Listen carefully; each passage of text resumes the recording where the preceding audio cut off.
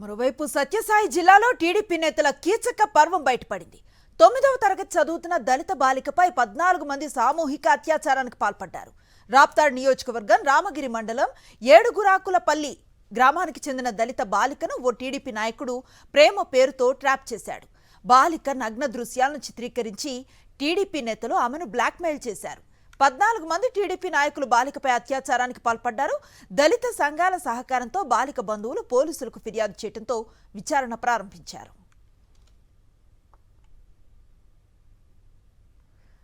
రాప్తాడు నియోజకవర్గంలో అరాచకం రాజ్యం వెళుతోందని మాజీ ఎమ్మెల్యే తోపుదుర్తి ప్రకాష్ రెడ్డి మండిపడ్డారు. టీడీపీ ఎమ్మెల్యే పరిటాల సునీత సొంత మండలమైన రామగిరిలో దళిత బాలికపై టీడీపీ నేతలు సామూహిక అత్యాచారానికి పాల్పడ్డారని ఆగ్రహాన్ని వ్యక్తం చేశారు.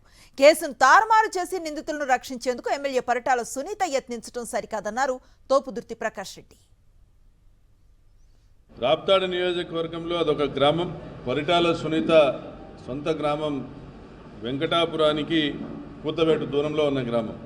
అక్కడ 40 సంవత్సరాలుగా ప్రజాస్వామ్యం అనేది చూడని గ్రామం. అది 40 సంవత్సరాలుగా తెలుగుదేశం పార్టీకి రిగ్గింగ్ గ్రామం. అక్కడ పరిటాల వారు చెప్పిందే వేదం, వారు చేసిందే శాసనం, అదే చట్టం. అక్కడ అమలయ్యేది కేవలం పరిటాల రాజ్యాంగం. ఏకపక్షంగా పరిటాల కుటుంబానికి మద్దతు తెలిపేటువంటి గ్రామం. ఒక దళిత బాలిక, 14 సంవత్సరాల బాలిక, మొన్నటి వరకు జగనన్న ముఖ్యమంత్రిగా ఉన్నంత వరకు కూడా స్కూలుకు వెళ్తున్నటువంటి అమ్మాయి, 8వ తరగతి వరకు చదివిన అమ్మాయి, ఎన్నికల ప్రచారంలో తెలుగుదేశం పార్టీ ప్రచార రథం పై నుంచి కింద పడి చనిపోయినటువంటి ఒక తెలుగుదేశం పార్టీ మద్దతుదారుడి మనవరాల అమ్మాయి.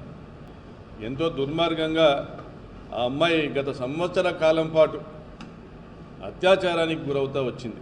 ఒక దుర్మార్గుడు ఆ అమ్మాయిని బెదిరించుకొని లోబర్చుకొని వీడియో తీసి ఈ వీడియోని అందరికీ బహిర్గత పరుస్తానని బెదిరిస్తూ ఆ వీడియోని ఎవరైతే కొనుగోలు చేశారో వాళ్ళందరూ కూడా ఆ అమ్మాయి దగ్గరికి వెళ్ళి ఆ అమ్మాయిని అనుభవించి బలాత్కరించి చివరకు చెప్పుకునేటువంటి పరిస్థితులు లేక, వినేటువంటి నాదుడు లేక, వీరి మొర ఆలకించే వాళ్ళు లేక